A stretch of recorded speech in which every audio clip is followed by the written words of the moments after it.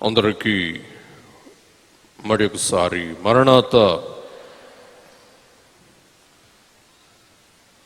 మీకా గ్రంథం 5వ అధ్యాయం 2వ వచనం.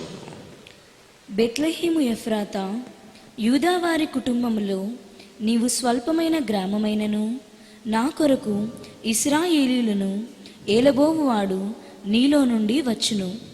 పురాతన కాలము మొదలుకొని శాశ్వత కాలము ఆయన ప్రత్యక్షమగుచుండెను. పిల్లరా, ఈవేళ మన ధ్యానాంశము బెత్లెహేము. ఈ బెత్లెహేం అను అంశమును ధ్యానము చేసుకొనక ముందు మనము గ్రహింపవలసిన ప్రాముఖ్య విషయమేమనగా బెత్లెహేము యొక్క భావము. బేత్ అనగా ప్రదేశము లేక పురము, లిహేం అనగా రొట్టె. బెత్లెహేం అనగా రొట్టెల ప్రదేశము, రొట్టెల ఊరు లేక రొట్టెల ఇల్లు. రొట్టెల ఇల్లు అంటే మన భాషలో మనం ఏమంటామంటే బేకరీ అంటాం. యేసుక్రీస్తు ప్రభువు సర్వలోకానికి అందించిన వర్తమానమేమనగా, నేను నిజమైన ఆహారమును, నన్ను భుజించువాడు ఎన్నటికి చావడు, నేనిచ్చు ఆహారము నిత్య జీవము కొరకైన ఆహారము అని ప్రభువు సెలవిస్తూ ఉన్నారు. ఆయన అక్షయమైన ఆహారము. ఈ లోకములో మనం భుజించే ఆహారము క్షయమైనది. యేసయ్య అక్షయుడిగా భూలోకానికి ప్రవేశించుటను బట్టి ఆయన అక్షయ దేహమును మనం అందుకొనుటను బట్టి మనకు కలిగే భాగ్యం అక్షయ శరీరం. అందుకే యోహాను గారు అంటారు, ప్రభు మరలా ప్రత్యక్షమైనప్పుడు ఆయన ఉన్నట్లుగా మనము ఉంటాం. ప్రభు మధ్యాకాశములో 2వ రాకడలో ప్రత్యక్షమైనప్పుడు మార్పు పొందుతాం. మేఘముల మీద అక్షయ దేహముతో కొనిపోబడుతాం. ఈ అక్షయ ఆహారము గురించిన కొన్ని విషయాలు, బెత్లెహేం అను పురము, ఆ పురానికి కలిగిన చరిత్రాత్మక సంఘటనలు, ఆ సంఘటనలకునో రొట్టెకునో ఉన్న అనుబంధమును మనం ఈవేళ పరీక్షించి ధ్యానము చేసుకుందాం. పిల్లరా, ఇశ్రాయేల్ దేశములో లేక పాలస్తీనా దేశములో, నేడు ఇజ్రాయెల్ దేశములో మనం 2 బెత్లెహేములను చూస్తూ ఉన్నాం. ఒకటి గలిలయలోని బెత్లెహేము, రెండవది యోదయలోని బెత్లెహేము. గలిలయలోని బెత్లెహేము ఉట్టి బెత్లెహేము, యోదయలోని బెత్లెహేము బెత్లెహేం ఎఫ్రాతా. ఈవేళ మనం గలిలయ బెత్లెహేము గురించి ధ్యానము చెయ్యము. ఈ గలిలయ బెత్లెహేము ఉత్తరాది బెత్లెహేము అయ్యుంటూ ఉన్నది. ఈ గలిలయ బెత్లెహేము జెబులూను వంశమునకు ఇవ్వబడిన ప్రదేశము, వారికి స్వాస్థ్యముగా జెబులూను గోత్రానికి ఇవ్వబడిన భూభాగము అని చూస్తూ ఉన్నాము. ఈ బెత్లెహేము వాక్యములో ఒక్క పర్యాయమే, అది కూడా యెహోషువ గ్రంథం 19వ అధ్యాయం 15వ వచనములో ఒక్కసారి మాత్రమే లిఖితమై ఉన్నట్లు మనం చూస్తూ ఉన్నాం. ఈవేళ మనం ధ్యానం చేసుకునే బెత్లెహేం దక్షిణాది బెత్లెహేం. ఈ దక్షిణాది బెత్లెహేం 5 మైళ్ళు యెరూషలేమునకు ఎడముగా ఉన్న ప్రదేశం అని మనం చూస్తూ ఉన్నాం. పిల్లరా, ఈ యొక్క బెత్లెహేం అనేక చరిత్రాత్మక పట్టణములకు మధ్యలో ఉన్నట్లు మనం గ్రహింపగలం. ఈ బెత్లెహేము చుట్టూ బైబిల్లో చరిత్రలో ప్రసిద్ధిగాంచిన పట్టణాలు మనం గమనింపగలం. మొదటి పట్టణం హెబ్రోన్. ఈ హెబ్రోను బెత్లెహేమునకు 15 మైళ్ళు దక్షిణాదిలో ఉన్నట్లు, ఈ హెబ్రోను అబ్రహామునకు, ఇస్సాకునకు, యాకోబునకు, ఆది పితామహులకు అది నివాస ప్రదేశముగా హెబ్రోన్ ఉన్నట్లు మనం చూస్తూ ఉన్నాం.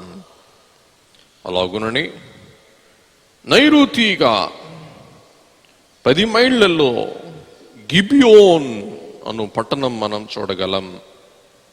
ఈ గిబియోన్ అను పట్టణములో యెహోషువ ఆజ్ఞాపించటను బట్టి సూర్యుడు యుద్ధము ముగింపు వరకు ప్రొద్దుగొంకకుండా నిలిచియున్నదే గిబియోన్. అలాగుననే పడమర దిక్కు 12 మైళ్ళు మనం చూస్తే సుక్కోత్. ఇక్కడ దావీదు గొలియాతును సంహరించిన వాడై ఉన్నారు. 5 మైళ్ళు ఉత్తరముగా మనం చూసినట్లయితే అక్కడ యెరూషలేం కనబడుచు ఉన్నది. ప్రసిద్ధిగాంచిన పట్టణం, సమాధాన పట్టణం, దేవుని పట్టణం యెరూషలేం మనకు కనబడుచు ఉన్నది. పిల్లరా, ఆదికాండ గ్రంథములోనికి మనం ప్రవేశిస్తే ఈ బెత్లెహేం ఎఫ్రాతా అను ఈ ప్రదేశము సమాధి ప్రదేశము. ఈ బెత్లెహేం రాహేలు సమాధి చేయబడిన భూభాగము. సమాధి అనే మాట మనం విన్నప్పుడు మనం గ్రహింపవలసింది ఏంటంటే విత్తు. మొదటి కొరింథీ పత్రిక 15వ అధ్యాయములో పౌలు గారు ఈ శరీరము యొక్క భూస్థాపన అను అంశములు ప్రస్తావిస్తూ విత్తుట అను మాటను వాడుతూ ఉంటూ ఉన్నారు. విత్తుట. ఎవడైనా సహాయం చేయగలిగితే క్షయమైనదిగా విత్తబడి అక్షయమైనదిగా లేపబడును. చదవండి, మొదటి కొరింథీ 15:42 నుండి చదవండి. మృతుల పునరుద్ధానమును అలాగే శరీరము క్షయమైనదిగా విత్తబడి అక్షయమైనదిగా లేపబడును. అగండి, క్షయమైనదిగా విత్తబడి విత్తబడి విత్తబడి విత్తుట విత్తుట. చదవండి నెక్స్ట్. ఘనహీనమైనదిగా విత్తబడి మహిమగలదిగా లేపబడును. మరలా విత్తబడి ఘనహీనమైనదిగా విత్తబడి. చదవండి. బలహీనమైనదిగా విత్తబడి మరలా విత్తబడి బలహీనమైనదిగా విత్తబడి బలమైనదిగా లేపబడును. ప్రకృతి సంబంధమైన శరీరముగా విత్తబడి మరలా విత్తబడి ప్రకృతి సంబంధమైన శరీరముగా విత్తబడి ఆత్మ సంబంధమైన శరీరముగా లేపబడును. ప్రకృతి సంబంధమైన శరీరమున్నది. చాలు. కాబట్టి క్రైస్తవుని యొక్క శరీరము, వినండి, వెరీ ఇంపార్టెంట్, భూమిలో ఏం చేయబడుతుందంటే వెత్తబడుతుంది. ప్రతి ఒక్కరు అనే మాట చనిపోయిన వాడిని ఎప్పుడు పారేస్తారు అంటారు. కానీ క్రైస్తవుడు ఆ మాట వాడటానికి వీలు లేదు. ఎందుకంటే బైబిల్లో చెప్పబడిన మాట ఏమనగా విత్తుట. క్రైస్తవుని శరీరము భూమిలో విత్తబడుతుంది. ఏంటయ్య గారు విత్తబడుతుంది? దానినే మనం ఏమన్నామంటే భూస్థాపన. భూమిలో క్రైస్తవుని యొక్క శరీరము స్థాపన అవుతుంది. స్థాపన అయింది. ఏదైనా పని చేస్తుంది. శవం ఏం పని చేస్తుందండి? యేసయ్య మరలా మహిమతో మధ్యాకాశమునకు వచ్చినప్పుడు ఈ స్థాపన అయిన శరీరమే మరలా మహిమతో లేపబడుతుంది. ఆ నిరీక్షణ ప్రతి క్రైస్తవునికి ఒక మూల అంశముగా, ఒక ఊపిరిగా ఉండుట అవశ్యము అయి ఉంటున్నది. కాబట్టి క్రైస్తవుడు చింతించవలసిన అవసరం లేదు. క్రైస్తవుడు మరణము విషయములో ఆందోళన, భయము చెందవలసిన అవసరం లేదు. ఎందుకనగా శరీరము భూమిలో స్థాపన అవుతుంది. అది మరలా పనిచేస్తుంది. శరీరము పారవేయబడదు. ఈ బెత్లెహేం ఎఫ్రాతాలో రాహేలు శరీరము విత్తబడినది. యేసుక్రీస్తు ప్రభువు కూడా ఇదే మాట సెలవిస్తూ యోహాను సువార్త 12వ అధ్యాయం 24వ వచనములో గోధుమ గింజ భూమిలో పడి చావకుండిన ఎడల అది ఒంటిగానే యుండును. అది చచ్చిన ఎడల విస్తారముగా ఫలించును. కాబట్టి రాహేలు బెత్లెహేం ఎఫ్రాతాలో విత్తబడింది. యేసయ్య దేహము విత్తబడినది. విత్తబడిన ఈ దేహమే మనకు ఆహారముగా మారి ఈవేళ మనందరికీ ఈ విందు ప్రభు శరీరము మనకు అందిస్తూ ఉన్నట్లు మనం గుర్తింపవలసిన వారమై ఉంటూ ఉన్నాం. పిల్లరా, మీ అందరికీ తెలిసిన చరిత్ర. యాకోబు తన తల్లి యొక్క ఇంటికి తన భార్య కొరకు వెతుకుతూ తాను వెళ్ళిన మీదట లాబాను కుమార్తెలు ఇరువురు. ఎవరు వారు? లేయా, రాహేలు.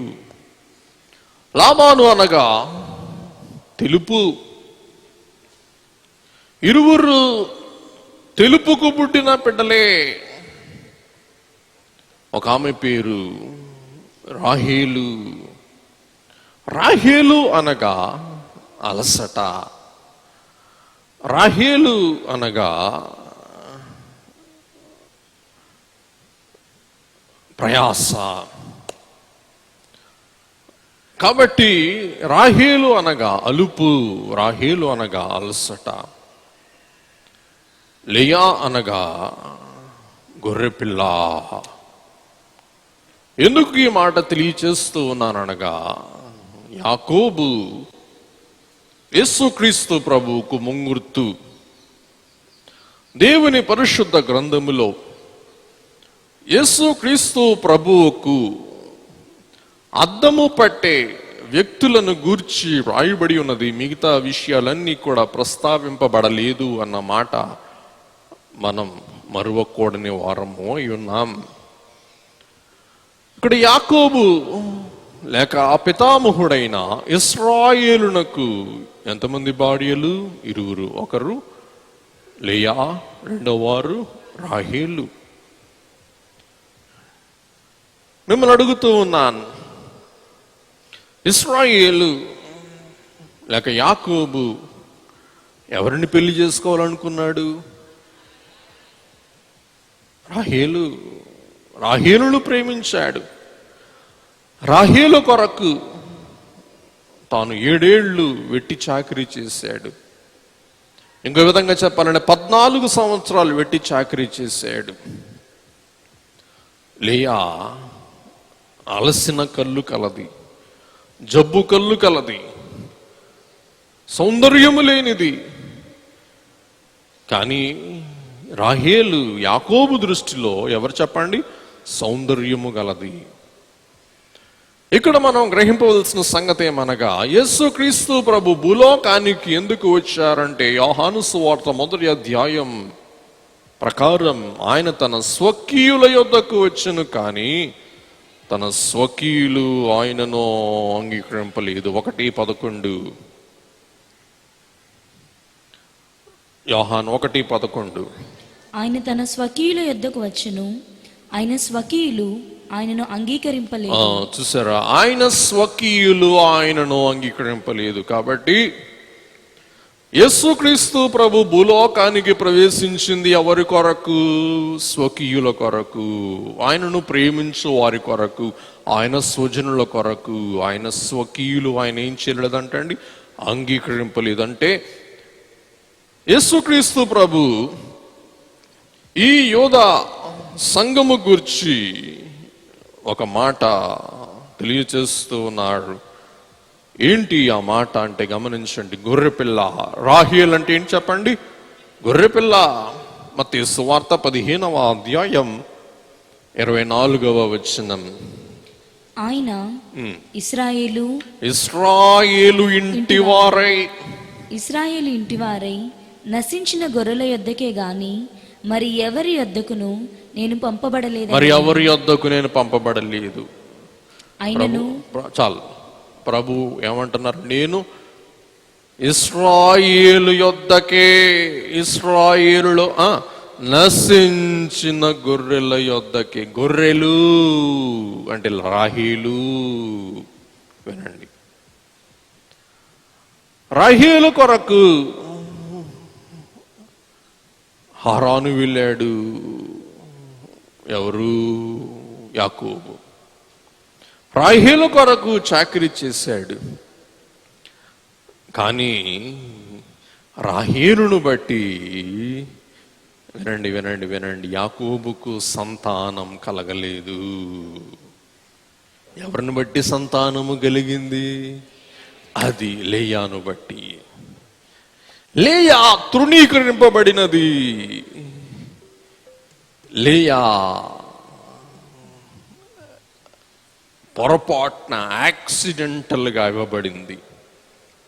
అలాగున గమనించండి, రాహేలు యోధా మత సంఘానికి నిదర్శనం.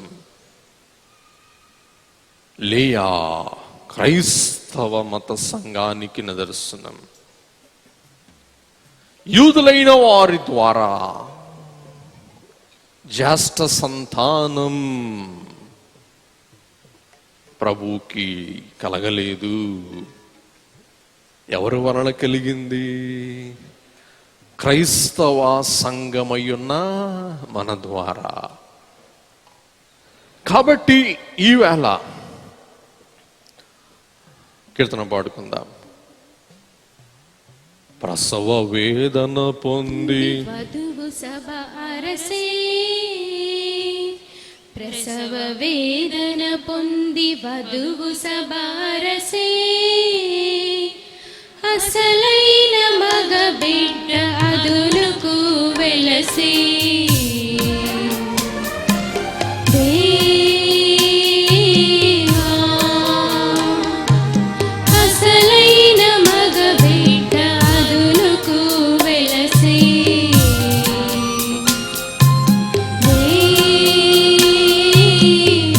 చాలు వినండి. యాకోబునకు జ్యేష్ఠ కుమారుడు ప్రేమించిన రాహేలు వలన కలిగాడా?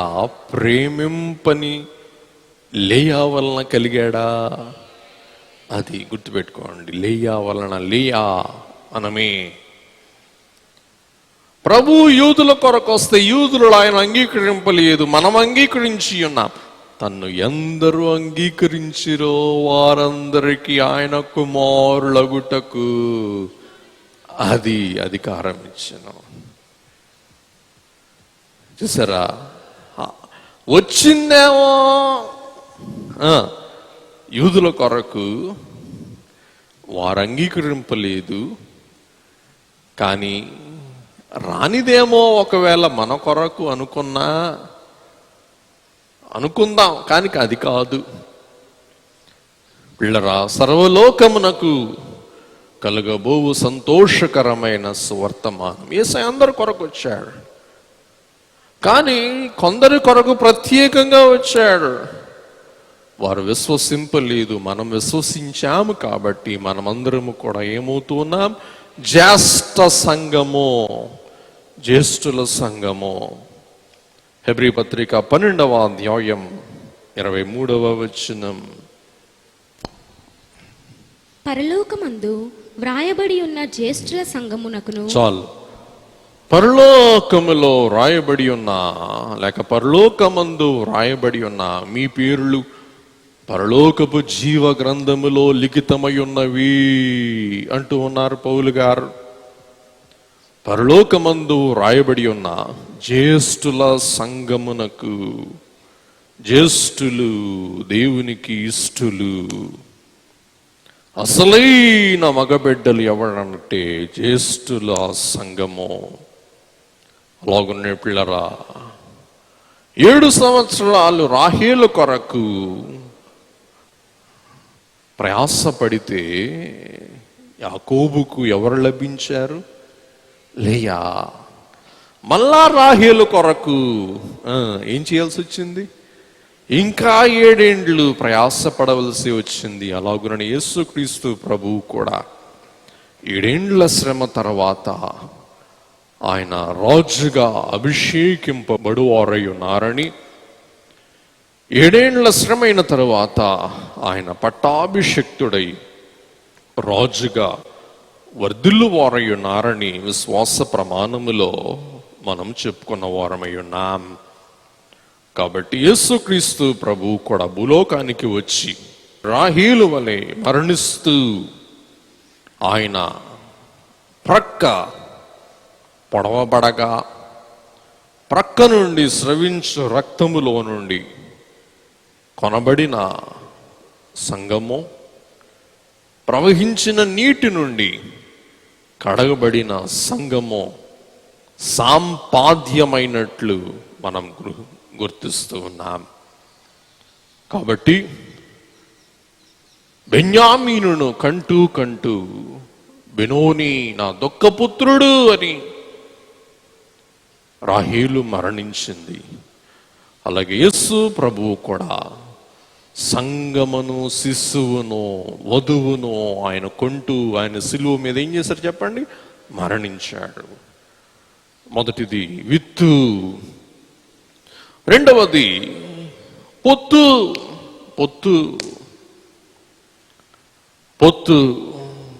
వాక్యములో బోయాజుకు, బలవంతుడైన బోయాజుకు, ధనవంతుడైన బోయాజుకు అన్యురాలైన రూతు, మోయాబీయురాలైన రూతు పొత్తు కుదుర్చుకున్న స్థలమే బెత్లెహేం అఫ్రాతా. పిల్లరా, నయోమి ఇంటి వారు ఏ ఊరు వారు చెప్పండి? ఏ ఊరు వారు? బెత్లెహేము వారు. బెత్లెహేములో అన్నము లేకపోయింది కాబట్టి అన్నము కొరకు వారు ఎక్కడికి వెళ్ళారు? మోయాబు దేశం వెళ్ళారు. మోయాబులో వారు విన్నారు. వారు రొట్టెల ఇల్లు విడిచి అన్య ఊరు వెళ్ళి సమస్తమును పోగొట్టుకుని మరలా దేవుడు బెత్లెహేమును దర్శించి ఆహారం ఇచ్చారని గ్రహించి వారు అక్కడి నుండి మరలా ఎక్కడికి వచ్చారంటండి? బెత్లెహేం. ఈ బెత్లెహేములో అన్యురాలైన రూతు బలవంతుడైన బోయాజును వివాహము చేసుకుంది. అలాగునే పిల్లరా, మనము అన్యులమై ఉన్నాం, అంటే యూదేతరులమై ఉన్నాం. కానీ మనం భుజించే రొట్టెను బట్టి, మనం భుజించే విందును బట్టి మనకి ఎవరితో పొత్తు కుదురుతుంది? బోయాజు బలవంతుడు. యెషయా 9:6.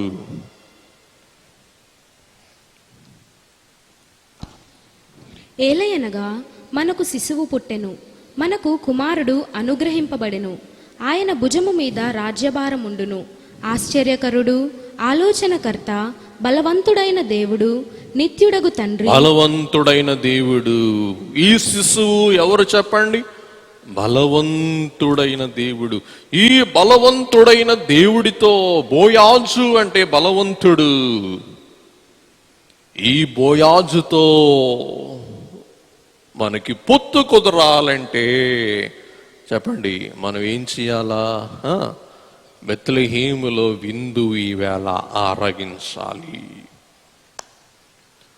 అందుకే యోహాను సువార్త 6వ అధ్యాయములో ప్రభువు అంటారు, నా శరీరము తిని నా రక్తము త్రాగువానిలో నేను నివసిస్తాను, వాడు నాలో నివసిస్తాడు. కాబట్టి వాడు నా యందు నివసించును, నేను వాని యందు నివసించుదుము. ఈ అన్యోన్య పొత్తు ఎలా కుదురుతుంది చెప్పండి?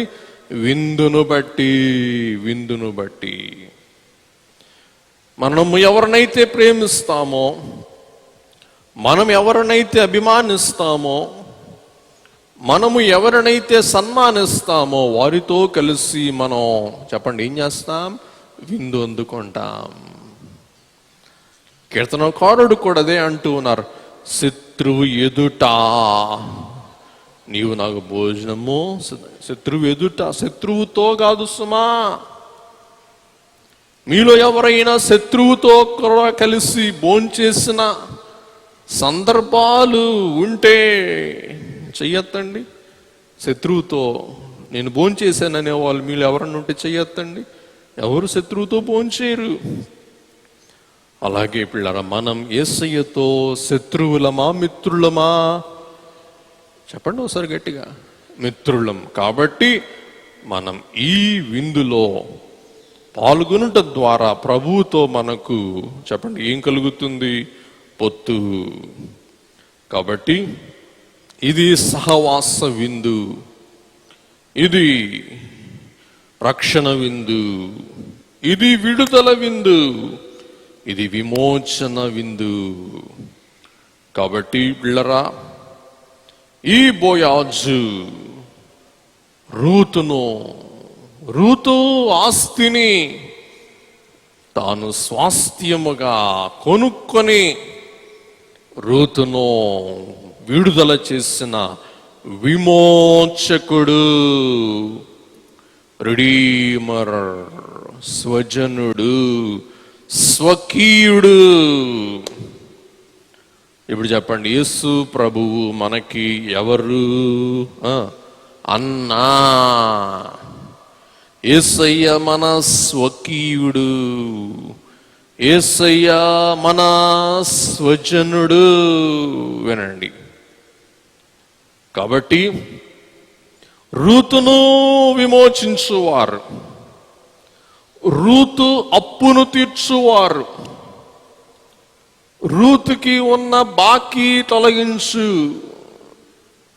ఒక బంధువుడు, సమీప బంధువుడు ఉన్నాడు, కానీ ఆ సమీప బంధువుడు ఏం చేయలేదు? విడుదల చేయలేదు. కానీ ఎవరు విడుదల చేశారు చెప్పండి? బోయాజు యేసు ప్రభువు. రూతు గ్రంథం 4వ అధ్యాయం 10-11. మరియు చనిపోయిన వాని పేరట అతని స్వాస్థ్యమును స్థిరపరచునట్లును, చనిపోయిన వాని పేరు అతని సహోదరులలో నుండి అతని స్థలము యొక్క ద్వారము నుండి కొట్టివేయబడక ఉండునట్లును, నేను మహ్లోను భార్య అయిన రూతను మోయాబీయురాలిని సంపాదించుకొని పెండ్లి చేసుకొనిచున్నాను. దీనికి మీరు ఈ దినమున సాక్షులై ఉన్నారని పెద్దలతోనూ ప్రజలందరితోనూ చెప్పెను. 11 చదవండి. అందుకు పురద్వారమున నుండిన ప్రజలందరూ పెద్దలను మేము సాక్షులము. యెహోవా నీ ఇంటికి వచ్చిన ఆ స్త్రీని ఇశ్రాయేలీయుల వంశమును వర్ధిల్ల చేసిన రాహేలును పోలిన దానిగాను లేయాను పోలిన దానిగాను చేయునుగాక. చూసారా, ఆ ఊరు వారు తమ ఊరి పితామహురాండ్రయ్యున్న రాహేలును లేయాను గుర్తు చేసుకుంటూ రూతును దీవిస్తూ ఉన్నారు. చూసారా, మోయాబీయురాలైన రూతు ఎవరి వంశములో చేరిపోయింది? రాహేలు వంశములో, ఇంకా లేయా వంశములో. రాహేలు దీవెనలతో, లేయా దీవెనలతో రూతు దీవింపబడుతూ ఉన్నది. ఎందుకనగా బోయాజు పొలములోనికి పోయింది, బోయాజు దుప్పటి కప్పుకుంది, రక్షణ వస్త్రము. బోయాజు దుప్పటి కప్పుకున్నందున బోయాజు రూతుని ఏం చేశాడు చెప్పండి? విమోచించాడు,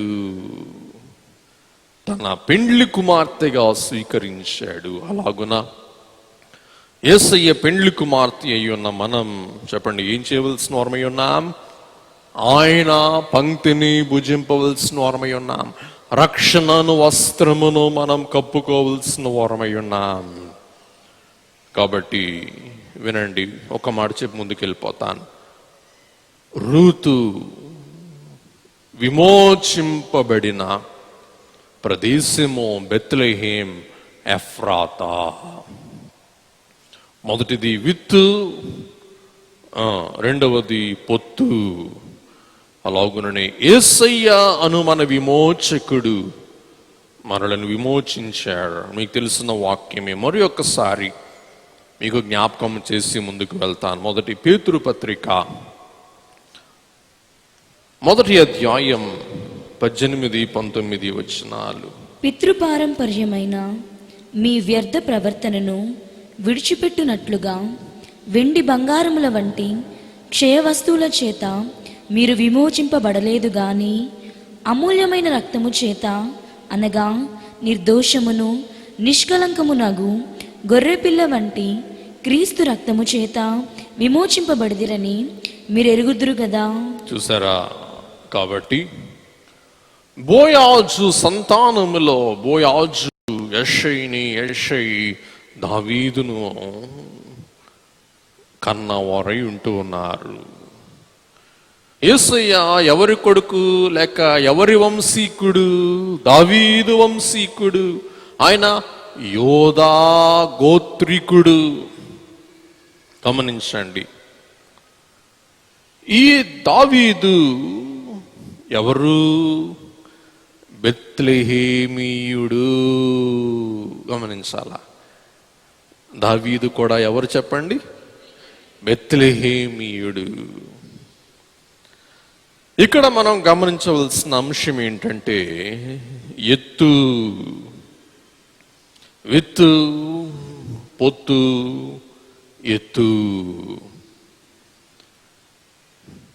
దేవుడు దావీదును ఎత్తు చేసిన వారై ఉన్నారు. దేవుడు దావీదును పైకెత్తిన వారై ఉన్నారు. ఎత్తుట అనగా అభిషేకము. ఏ అభిషేకము? రాజ్య పట్టాభిషేకము. ఇంకోసారి చెప్తున్నాను, ఏ అభిషేకం? రాజ్య పట్టాభిషేకం. కాబట్టి దావీదు బెత్లెహేమీయుడు. సమూయేలు ప్రవక్త గారు బెత్లెహేమునకు వచ్చి వెతుకుతూ ఎవరి కోసము తడవు చేశారు లేక వేంచేశారు, వేచి ఉన్నారు? దావీదు కొరకు. కాబట్టి దావీదు కుమారుడు యేసు ప్రభువు. అందుకే జ్ఞానులైన వారు హెరోదు రాజును అడుగుతూ ఉన్న మాట ఏమనగా, దావీదు పట్టణమందు లేక దూతలైన వారు చెప్తూ ఉన్న మాట ఏమనగా, దావీదు పట్టణమందు నేడు రక్షకుడు మీ కొరకు పుట్టి ఉన్నాడు. అలాగునని పిల్లరా, హేరోదు శాస్త్రాలన్నీ ప్రవచనాలన్నీ ఒకసారి ప్రస్తావించిన సమయమున వారికి కనపడిన ప్రవచనం ఏ ప్రవచనం? మీకా 5:2. కాబట్టి హేరోదు అన్యరాజు, దావీదు ఏ రాజు? యూదుల రాజు. దావీదు రాజ్యములో ఉద్భవించిన యేసుక్రీస్తు ప్రభువు కూడా దావీదు సంతానము అయ్యుంటూ ఉన్నారు. అందుకే పిల్లరా, యేసుక్రీస్తు ప్రభు భూలోకములో జన్మించినప్పుడు జ్ఞానులైన వారు హేరోదును అడిగిన మాట ఇప్పుడేగా, యూదుల రాజుగా పుట్టినవాడు ఎక్కడ ఉన్నాడు? కాబట్టి యూదులైన వారికి ఇవ్వబడిన ప్రదేశం బెత్లెహేం.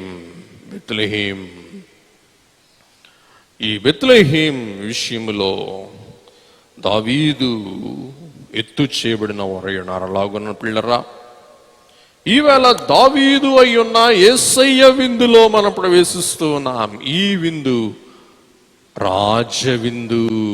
చెప్పండి, ఈ విందు ఏ విందు? చెప్పండి, రాజవిందు.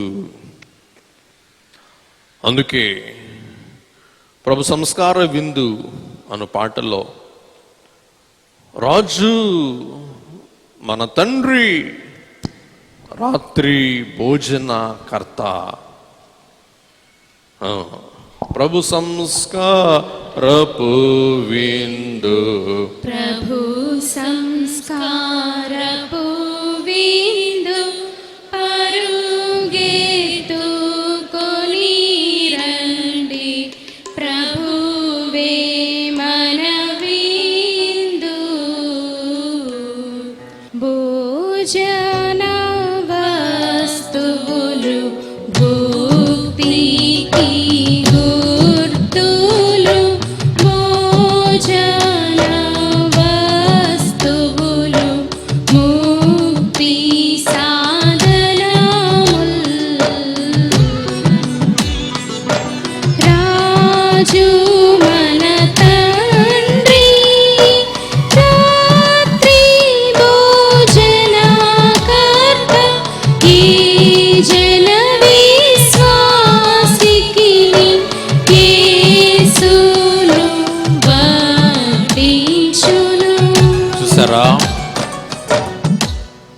రాజు యేసయ్య విందుకు చెప్పండి భోజనకర్త. చెప్పండి, ఈ భోజనం ఏ భోజనం? రాజభోజనం. అందుకే పరమగీతములో మనం చూస్తూ ఉన్నాం, రాజు విందుకు కూర్చుండి ఉండగా నా పరిమళ తైలపు సువాసన వ్యాపించెను.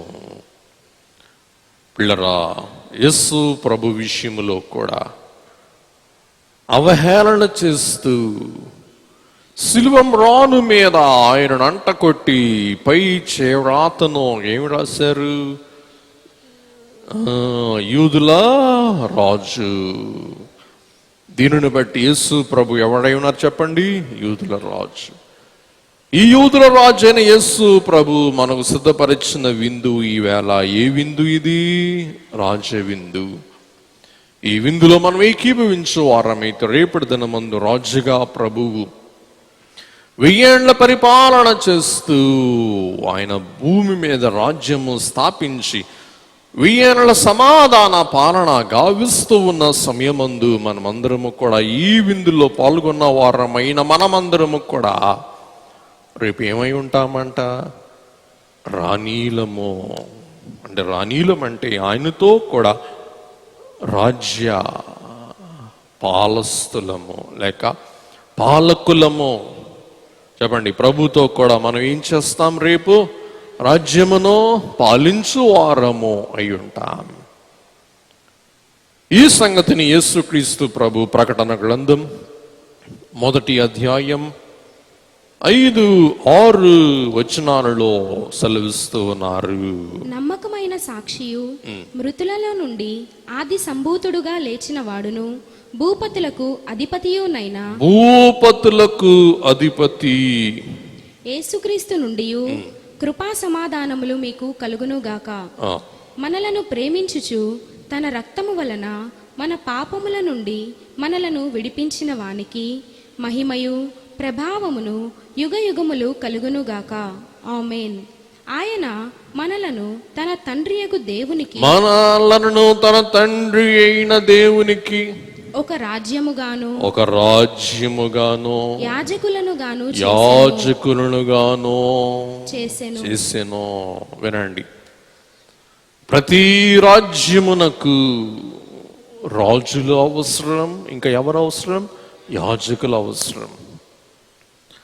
రాజులు పాలిస్తారు, యాజకులు దేవుని ఎదుట రాజ్యమును ఎత్తిపట్టి ప్రార్థిస్తారు. కాబట్టి మనం ప్రభువును బట్టి తండ్రి రాజ్యములో మనము రాజ్యము అయ్యున్నాం. మనము యాజకులము అయ్యున్నాం. అందుచేతనే పరలోక ప్రార్థనలో మనం ప్రార్థిస్తూ ఉన్నాం, నీ రాజ్యము వచ్చునుగాక. కాబట్టి మనమందరము కూడా యేసయ్య రాజ్యము కొరకు ప్రార్థింపవలసిన వారమై ఉన్నాం. యేసయ్య రాజ్యము కొరకు మనం నిరీక్షింపవలసిన వారమై ఉన్నాం, ఎదురు చూడవలసిన వారమై ఉన్నాం. చెప్పండి, మనందరికీ ఏ రాజ్యము కావాలా? స్వరాజ్యం కాదు. ఏ రాజ్యము? పరలోక రాజ్యము. తర్వాత మనం చూసినట్లయితే మరి యొక్క మాట ముగింపులో ఈ యొక్క బెత్లెహేంలో మనకి కనపడేది తిత్తు. పిల్లరా, నీటి తిత్తు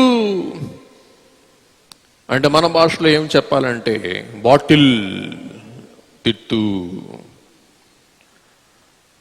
దావీదు గారి ఆరాటం, దావీదు గారి ఆరాటం ఏంటో మనకి వాక్యాధారముగా గమనిద్దాం. 2వ సమూయేలు గ్రంథము 23వ అధ్యాయము 14 నుండి 17 వచనాలు.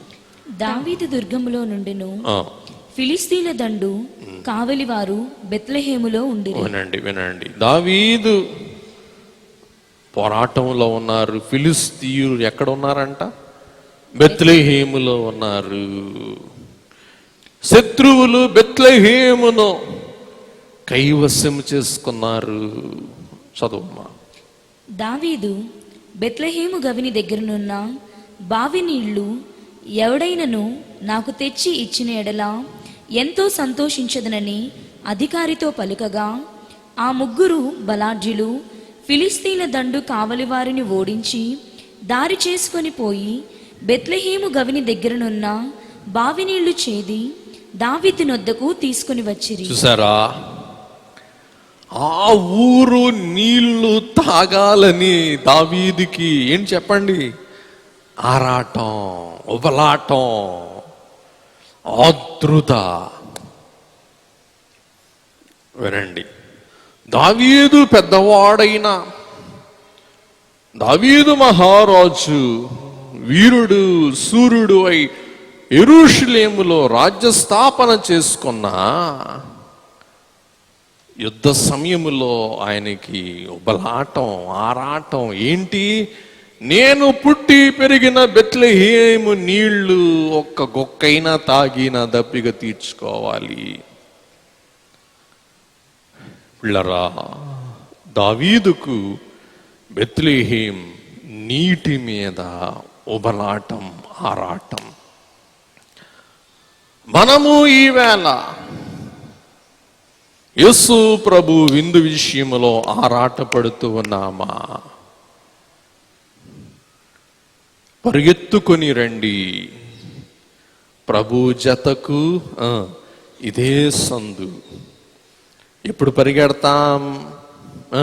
ఏదైనా ఒక రుచికరమైనది, సంతోషకరమైనది, ఆహ్లాదకరమైనది ఉంది అంటే మనం నడుస్తామా పరిగెడతామా? చెప్పండి. పరిగెడతాం. ముగింపు ప్రార్థన విందు దీన్ని ఆమెన్ అన్నాక గబ్బ గబ్బ గబ్బ గబ్బ వెళ్తారు. ఎందుకు? మాంసం గుట్లో మాంసం అయిపోద్దేమో, చేపల గుట్లో చేపలు అయిపోతాయేమో. ఈవేళ మాంసం తినకపోతే మన ప్రాణం, మన ఒళ్ళు ఏమైపోద్ది? నీరసం అయిపోద్ది, ఉబలాటం. కాబట్టి దావీదు ఉబలాట పడ్డాడు, ఆరాట పడ్డాడు. దేనికోసం చెప్పండి? దేనికోసం? నీటి కోసం. అందరూ చెప్పాలి గట్టిగా ఒకసారి, నీటి కోసం, నీటి కోసం. అమలారా, ప్రభు విందు భుజించుటకు మనం ఆరాటపడుతూ ఉన్నామా? ఇది ఎందుకు మీకు చెప్పానంటే, ఈ నీటిలో ఒక ఆత్మీయ భావం ఉంది.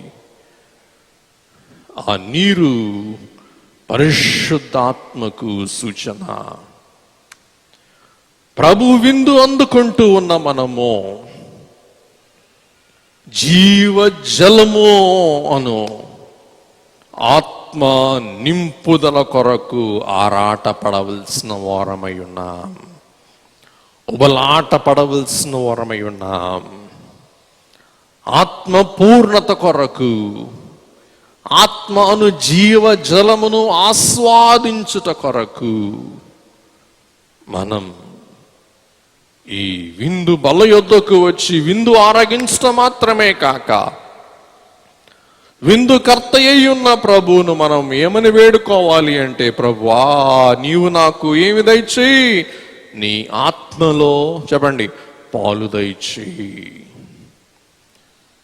ఎలీషా కోరుకున్నాడు. చెప్పండి, ఏమని కోరుకున్నాడు? ఏలియా ఆత్మలో 2 పాళ్ళు దేవుడు ఇచ్చారా లేదా? చెప్పండి, ఇచ్చాడు. ఏలియా గారు చేసిన సేవ కంటే రెట్టింపు సేవ, రెట్టింపు అద్భుతములు చెప్పండి ఎవరు జరిగించారు? ఎలీషా.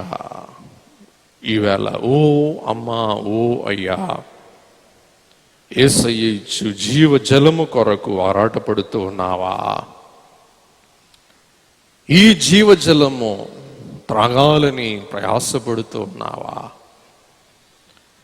యేసయ్య ఒక యుద్ధశాలి వలె బెత్లెహేములో జన్మించి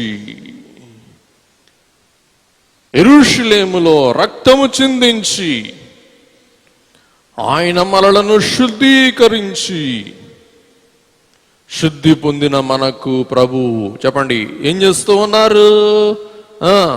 ఆనంద తైలముతో మనలను అభిషేకిస్తూ ఉన్నారు.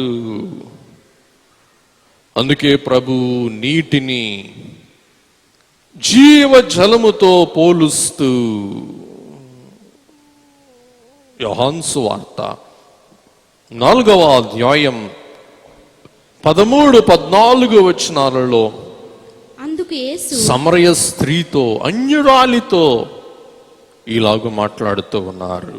అందుకు యేసు, ఈ నీళ్లు త్రాగు ప్రతివాడును మరలా దప్పిగొనును. ఈ నీళ్లు అంటే బావి నీళ్లు త్రాగువాడు మరలా దప్పికొంటాడు.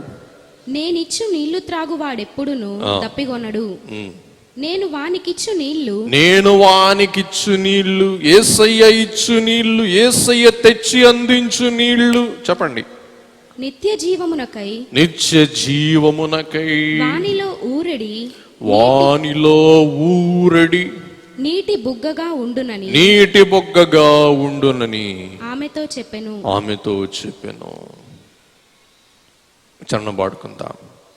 నిన్ను కలిగిన వారి మాట ఎన్నలేవు జీవయు కలమున్ నిన్ను ప్రేమతో జూచు వారికి నీ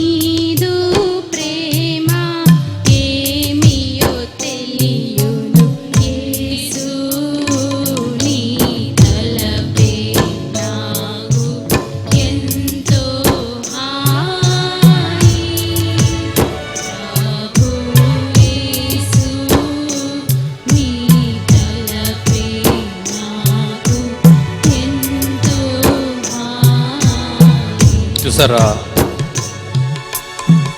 నిన్ను కలిగిన అంటే ఎవరిని కలిగిన? యేసయ్యను కలిగిన. యేసయ్యను ఎలా కలిగి ఉంటాం? ఆయన ఆత్మ ద్వారా.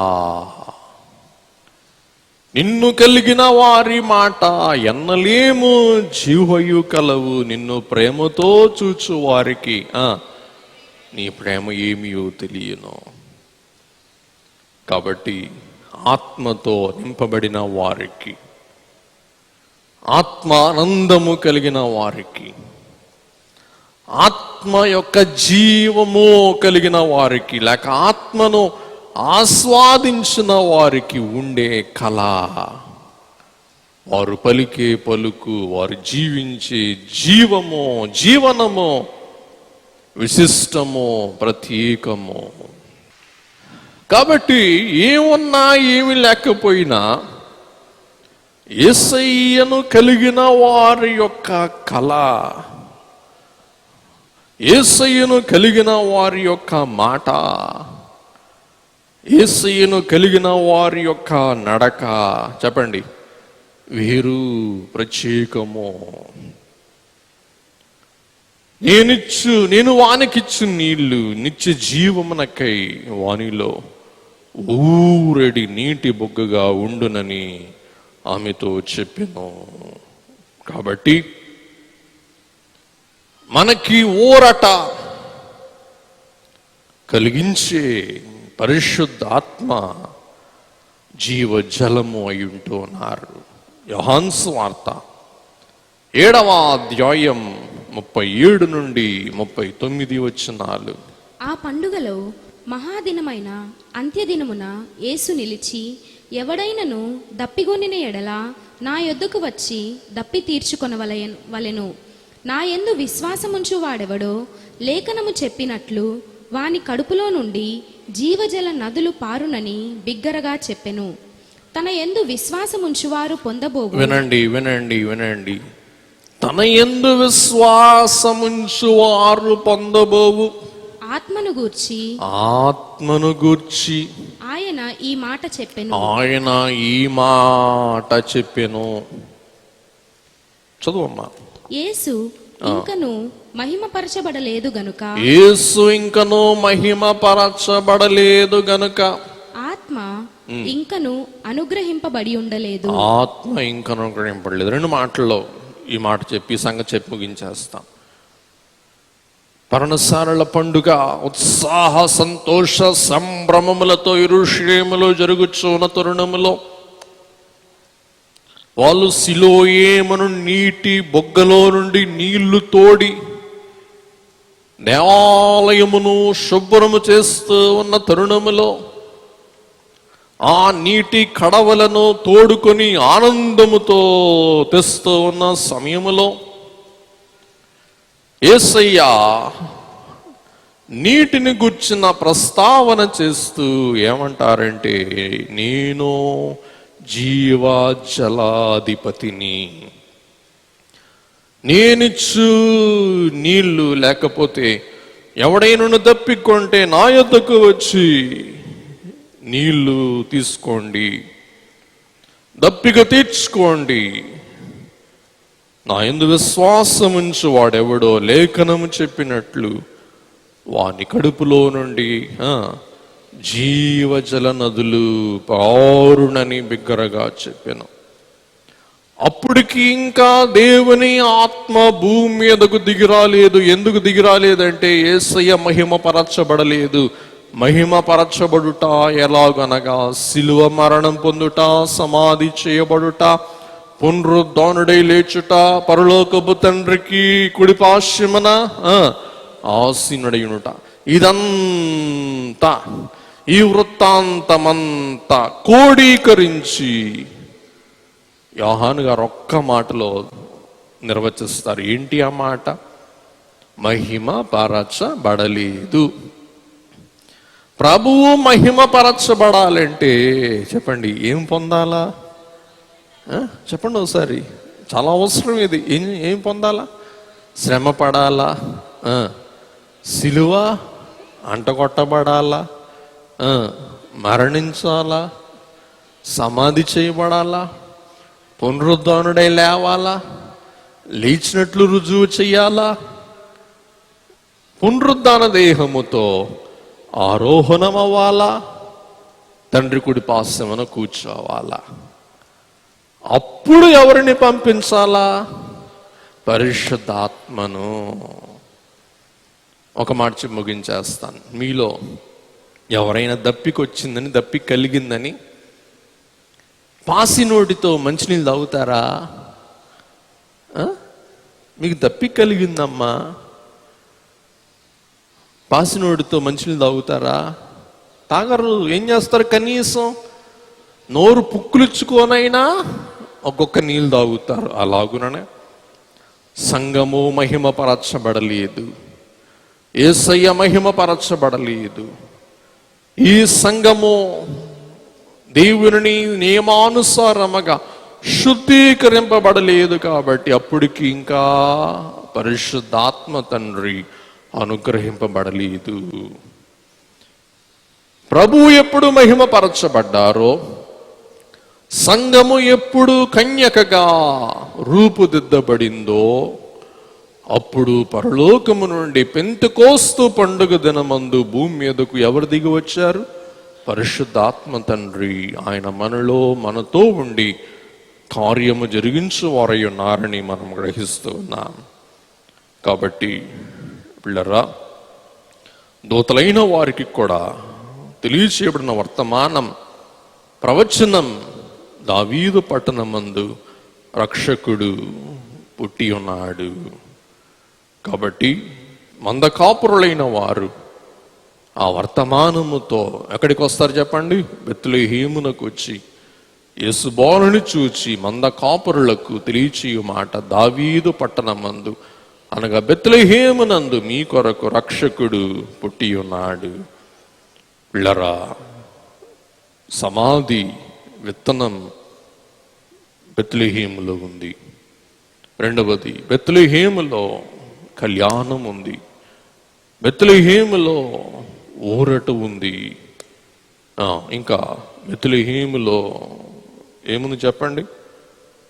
ఎన్ని నిమిషాలు చెప్పుకున్నాం? 4 విషయాలు. ఒకటి, అభిషేకం ఉంది. ఒకసారి చెప్పేసుకుందాం. విత్తు, పొత్తు, ఎత్తు, తిత్తు.